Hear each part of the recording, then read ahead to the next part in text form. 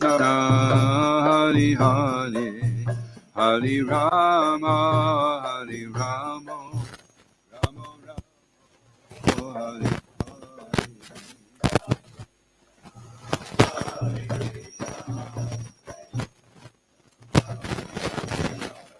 Hari Rama, Hari Rama, Rama Rama, Jaya Gurudev, Gurudev, Gurudev.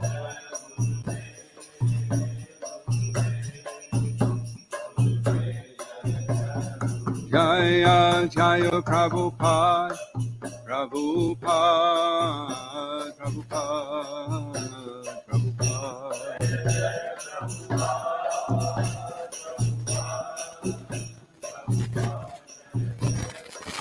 Jaya Kodanita Maya Poshashi Jaya Kodanita Maya Poshashi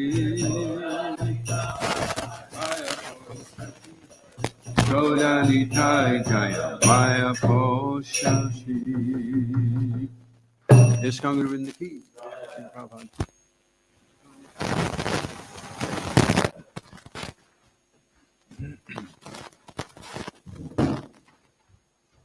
Thank you. This is a series of podcasts Shiva Ramos gave a few years ago, starting with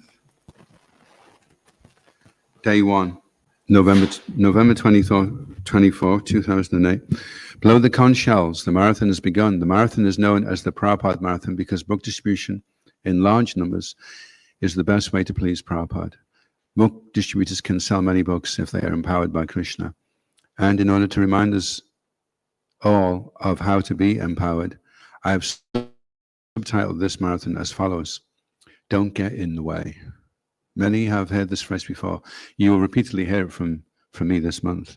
Empowerment is obstructed by our false egos and our minds and everything they contain that is opposed to the desire to please Krishna. Therefore, if you have not done so up to now, put aside these obstructions today and let the empowerment flow. Let Don't Get in the Way be a pure instrument of Prabhupada's will. Let the books fly. The demigods are blowing conch shells. Prabhupada Marathon, Don't Get in the Way, has begun. Jai, Prabhupada Marathon ki. So, Om Namo Bhagavate Vasudevaya. Om Namo Bhagavate Vasudevaya.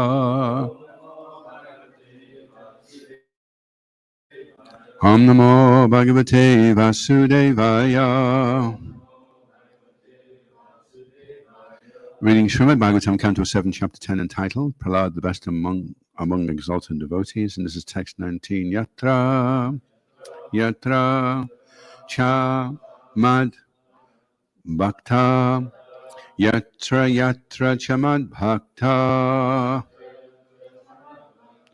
Prasanta samadashana. Prashanta samadashana. Salava samudacharas. Salava samudacharas. Te puyante pi kikata. Te puyante pi kikata. Yatra chamad bhakta. Prashanta samadashana. Sadava samudarachas. Te puyante pikikata. Yatra chamad bhakta. Prashanta samadashana. Sadava samudarachas. Te puyanti pikikata.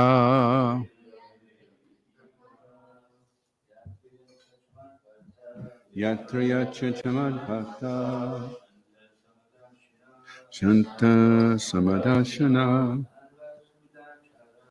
Lala Sanamatasha Deviyanti Kakikata Yatra Yacha Chamad Bhakta Vishanta Samadashana Sadhava Samadacharas Tepayanti Pakikata. Ladies or lady?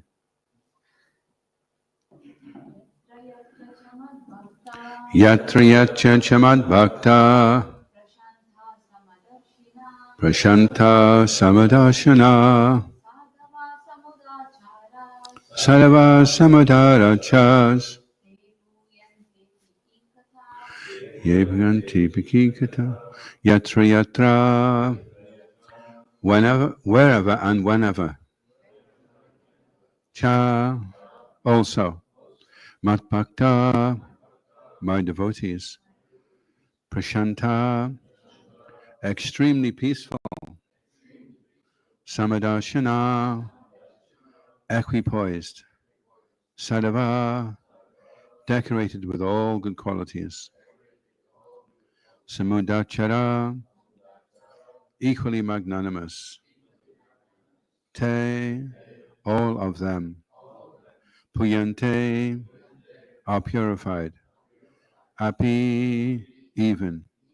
Kikata, a degraded country or the inhabitants of such a place. Translation, whenever and wherever there are peaceful, equipoised devotees who are well behaved and decorated with all good qualities, that place and the dynasties there, even if condemned, are purified. Responsibly, please. Whenever and wherever there are peaceful, equipoised devotees who are well behaved and decorated with all good qualities, that place and the dynasties there, even if condemned, are purified. Prabhupada Prabhupada ki jai.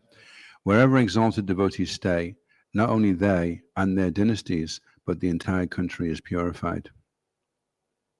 Om Agyanatamaranda Shagananjana Shalakaya Chaksharunmalitam Jena Tasma Shigurave Namaha Shri Chaitanya Manobhistam Stapitam Yena Bhutale Swayam Rupa Kadamayam Dadati Swapadantikam Jai Shri Krishna Chaitanya Prabhu Nityananda Shri Advaita Gadadha Shri Vasari Gaura Bhaktarinda Hare Krishna Krishna Krishna Hare Hare Hare Rama Rama Rama Hare Hare Vanchikalpatrubhischa Kripasindubheva Paditanam Bhavanebhyo Vaishnavebhyo Namo Namaha.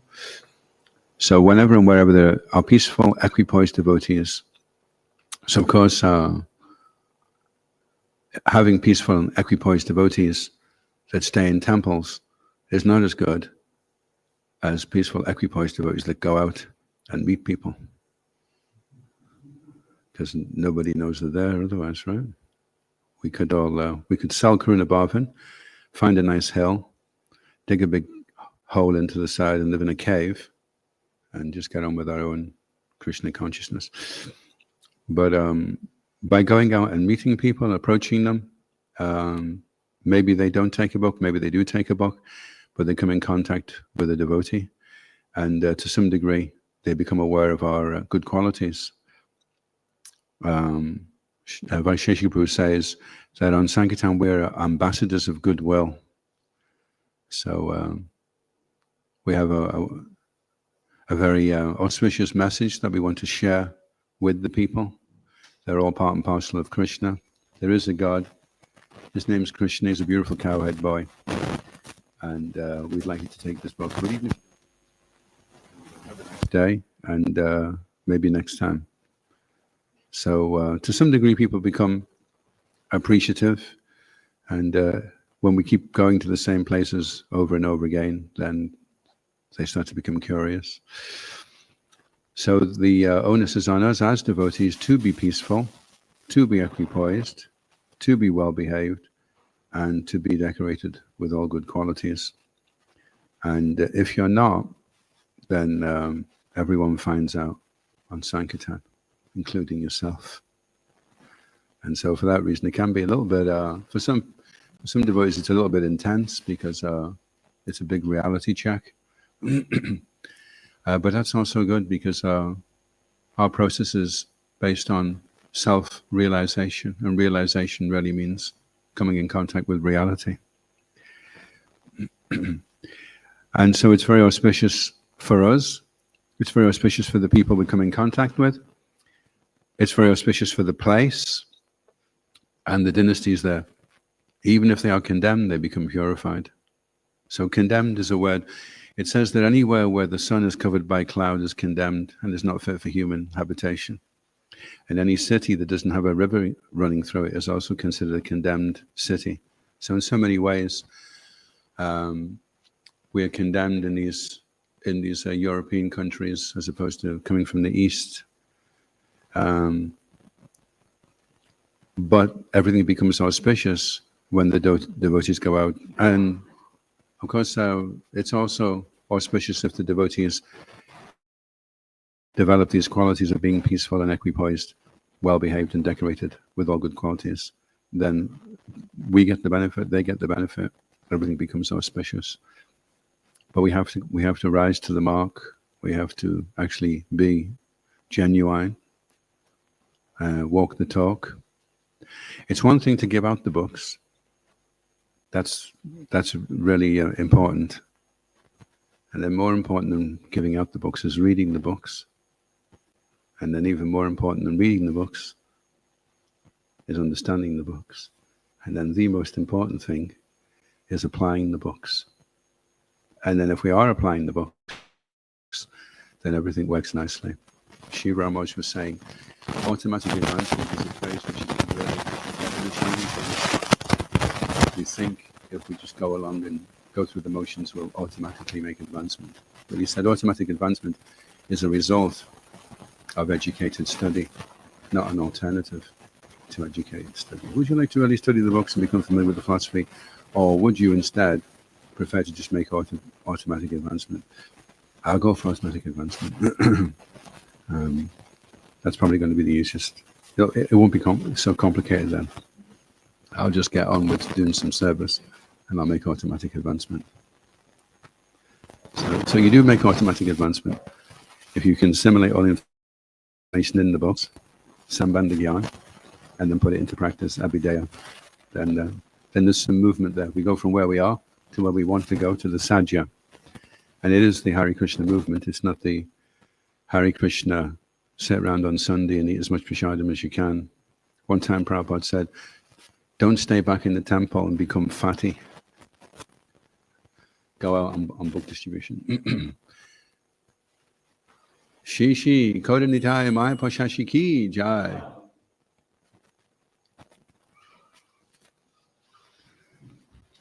Any comments or questions?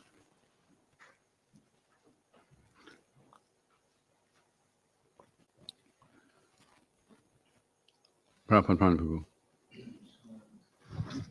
Place where dynasty can be condemned, who would condemn it? They would. They? The people in the dynasty, by their activities. It's called a Suchi Vrata in the 16th chapter, sworn to unclean work. So they take 4 vrats: illicit sex, intoxication, eating meat, and gambling. And at Christmas, they try to multiply that. The time of year when they become even more condemned.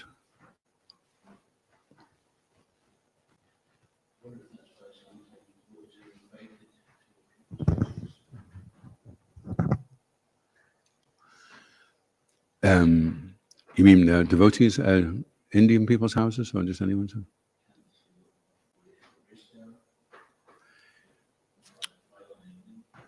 And they invite devotees to their house to become purified? Yeah, sometimes people invite others to their devotees to their houses, to give them some kind of blessings. So is this what they're hoping to achieve? That if there's any kind of inauspiciousness there, that it be purified by the devotees Yeah, they may have an understanding of what blessings are, but it may not be the understanding that Krishna has. If you're praying for blessings, then the demigods give one type of blessing, which perpetuates your material existence, and Krishna gives another type of blessing, which frees you from your material existence. But that may not be. They may be wanting a blessing, and that's why they don't approach Krishna. Actually, that's why they approach the demigods, because they there's one purport where Prabhupada says that they approach Durga, but they don't want to approach Krishna because they know Krishna's going to take everything away. So they say, well, Durga's easier. She's got 8 arms or 10 arms, so she'll give us loads of stuff, but not Krishna. He's a bit more tricky. So they may actually get blessed, but it may not be the blessing that they were envisioning. Just like Arjuna Krishna, he was saying to me one time, this is a devotee down at the manor, and one year he was a little bit worried, and he was saying to me, do you know, I go back over the same area where I've sold people paintings, and all the ones that I did a really big sale with, all their businesses have gone bankrupt. It's like they got a special blessing, Okay, we're going to take away all your... Is that because they emptied out their bank account? Actually, one time he drove his car. He used to be bad for Krishna's car, and one time he drove his car into a guy's pond, and then all the different people came out, and he started selling them paintings on the bonnet of the car. At that time, we were selling oil paintings because we didn't have enough money to buy books. We just needed money, so we were doing it that way. So sometimes the blessings are coming, and that's why Rupa Goswami says, be patient, because sometimes at the time, it's hard to appreciate there is a blessing. But then in hindsight, if you're patient, you can only have hindsight if you're patient. If you're not patient and you give up and go away, then you won't have the hindsight to see how that was part of Krishna's arrangement, and that was Krishna's special blessing. Srila Prabhupada says in one letter, the secret of Krishna consciousness is to see every situation that you're in and every devotee that you're with as Krishna's special blessing. He's made some special arrangement for you to be here with this particular Sangha to learn a particular series of lessons, So when you start to appreciate, oh, I am getting the blessings, that's when you can really move forward. Otherwise, there's a kind of conflict going on. You're superimposing your idea of what you want Krishna to provide for you, and Krishna's superimposing his better understanding of actually what's going to be better for you. So sometimes there can be a little tug of war, and eventually we have to just, okay, looks like this is what Krishna wants, and go with that. If you want to make Krishna laugh, just tell him your plans.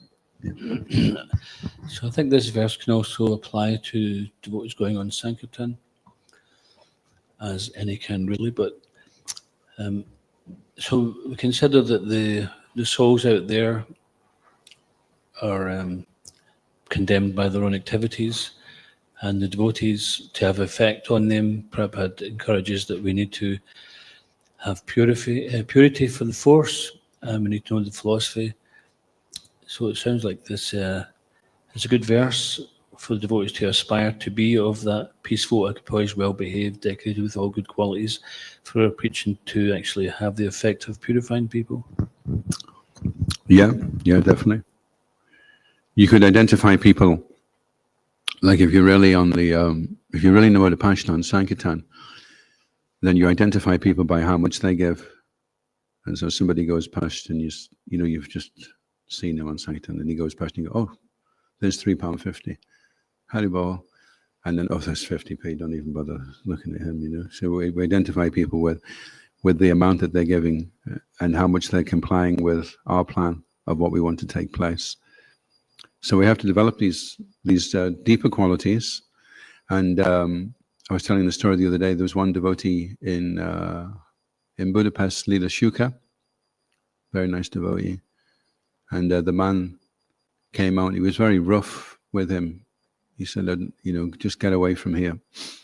And so Lila Shuka, in his usual saintly way, said, okay, and he went off.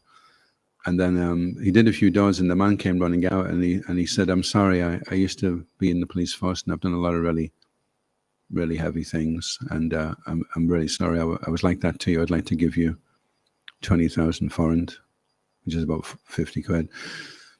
And so Lila Shuka said, "Oh, thank you very much." I'm not sure whether he tried to give him a book, and the guy was saying it's okay. So anyway, the way he was doing Sanktan, he was going all the way down one side. Then he had to come around and he had to come up on the other side. And as he came up on the other side, the man came running out again. And this time the man was crying. And he said, "Oh, I've done a lot of bad things. And my soul is probably lost. But I'd like to give some more." And he gave another 80,000 foreign. So then Lila Shuka, he says, "Well, look, because they need to get 75,000 foreign for a set of Bhagavatams. That's what they're trying to do right now." He says, "Please take the set of Bhagavatams." The man was saying, No, I can't. My soul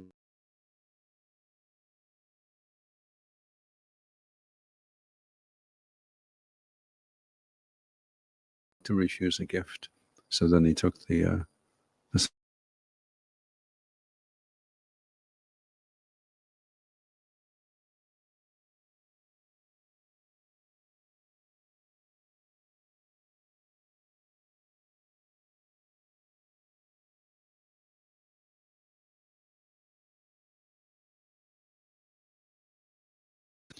he realized, well, that's a genuine saintly person. Then I've just been so offensive to him.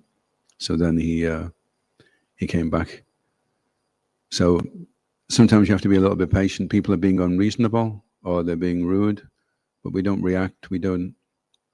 With their non-violent communication, you don't look at what the person is saying.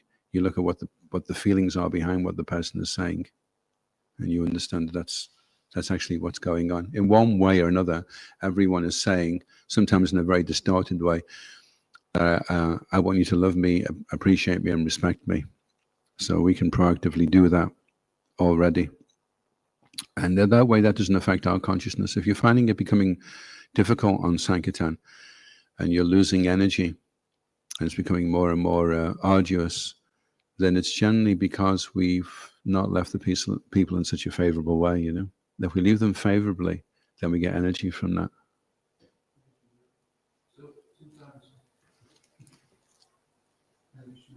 Sometimes when we speak to someone else, they're covered by some impersonal thing, and we can't really see their emotions. They're really blank. And how do we see through that to see what they're really feeling, to read them properly? Well, it's interesting because the word here is samadashana, and that samadashana is also used in the Bhagavad Gita. That whether it's an elephant or a dog or a dog eater or a Brahmin, the saintly person sees them all equally. So we see that they're all lost souls, and they're all, in their own way, they're all looking for Krishna. They're all trying to get back to Krishna. And Nirvishesha Sunyavadi, Srila Prabhupada explains that the conception of void is born of the frustration of life. So because they become so frustrated, they're thinking, how can there possibly be a God? There's so many things gone wrong in my life. So much meaningless difficulty that I've had to go through. Therefore, there can't be a God, because they become frustrated. So that's their way of trying to deal with that situation, the existential crisis of being disconnected from God.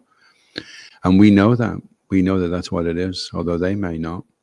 And so they've shut down, they've closed off, either through sense gratification or intoxication, or through distraction from the existential reality, which is I exist and I don't know why, and I don't know where I'm going at the time of death. The two most important days in your life is the day you were born and the day you realize why you were born. They're the two most important days. And so sometimes it can take a while also. We may be in ISKCON, and the day we joined was the most important day. And then the next day will be the day we realize why we joined and what we're supposed to be doing in the International Society for Krishna Consciousness. Shiva Ramanuja was saying, you don't really get it until you go out and do book distribution. You don't really get what this movement's all about until you go out and give people transcendental literature. And then it's like, oh, okay, Otherwise, it's just very austere. And if you're back in temple life, there's so many intrigues. You know, oh, that person didn't smile at me yesterday. That one didn't give me enough halava on Sunday. That one coughed in my face. Could have given me COVID for all I know. That one took my shoes. And it wasn't until I found them that I got them back. So all these little intrigues. And then when you go out on Sankirtan, then the arena changes, you know. And then suddenly you realize how fortunate you are. Because however little you think you know, it's a lot more than anybody else knows out there. They don't even know how much they don't know. That's the first stage of acquiring knowledge, is you understand how much you don't understand, then you can go about trying to understand. So, yeah, we have to become deep in the philosophy. The wise are the ones that have the most whys. Why am I going out? Why is it important to read books? Why is it important to read the books? Why is it important? Why am I in this? Why does Srimad Bhagavatam come? If you have all these whys, then it's stronger. If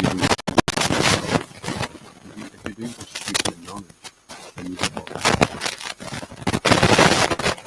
And then when you get that knowledge, whatever you do, whether you're in the temple or you're fixing the chandelier or whatever it is you do, once you get that knowledge, everything you're doing will be.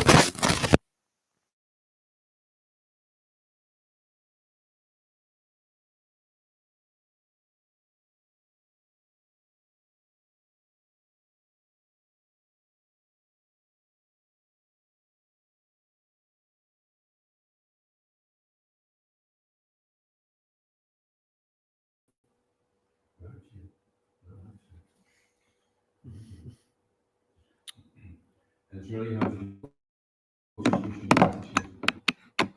Because the first people that will tell you that you've got attitude are the people that you're approaching. And so you're initially doing the same thing may be a little bit difficult because you've got to recalibrate, change the paradigm, and it may take a little while to do that. So Vaisheshika Guru says, your pledge is your wedge. So you just decide, okay, anything else doesn't matter. I just thought I one person, Bhagavatam that I paid for myself. I can at least say I'll do that. The nature of a wedge is, once you bang it in, and it finds a foothold, then banging it in again isn't so difficult, actually. I mean, it's a lot difficult. If you turn it around and the wedge is listening, and you're trying to bang it in, and I do $100 today. It's going to be really tough. So you turn it around, okay.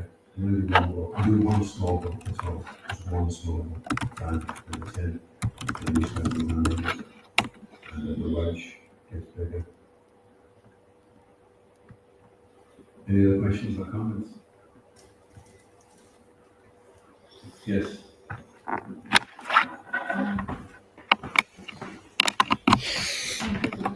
How do you remain equipoised? And we've got to get equipoised first, and then we can do